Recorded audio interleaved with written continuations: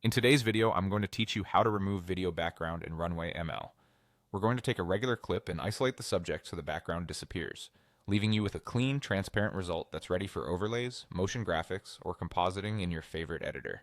First, head to Runway ML in your browser and sign in. If you're new, create a free account. It only takes a moment.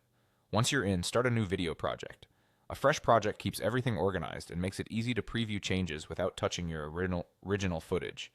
Give it a simple name so you can find it later. Inside your project, click the Upload button with the plus sign. Choose your video file. MP4 or MOV works best. Short clips with a clear subject and decent lighting tend to produce the cleanest results.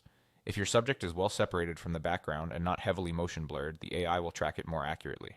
Let the upload finish and you'll see your clip appear on the timeline or a canvas. Next, you'll add the instructions that tell Runway exactly what to do. In the prompt field, type this exactly as written. Isolate the main subject in the foreground and remove the entire background.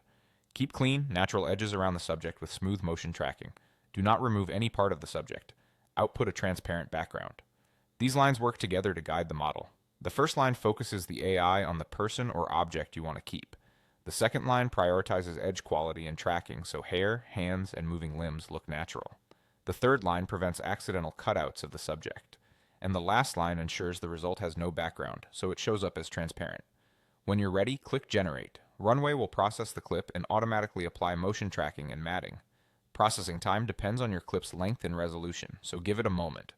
When it's done, play the preview to review the edges, especially around hair and fast movements. If something looks off, check that your original video has enough contrast between the subject and background, and consider running Generate again with the same prompt so the model can refine the result. That's it. You've removed the background in Runway ML and created a transparent version of your video. This workflow is quick, reliable, and doesn't require manual masking. Use it whenever you need a clean subject cutout for your edits.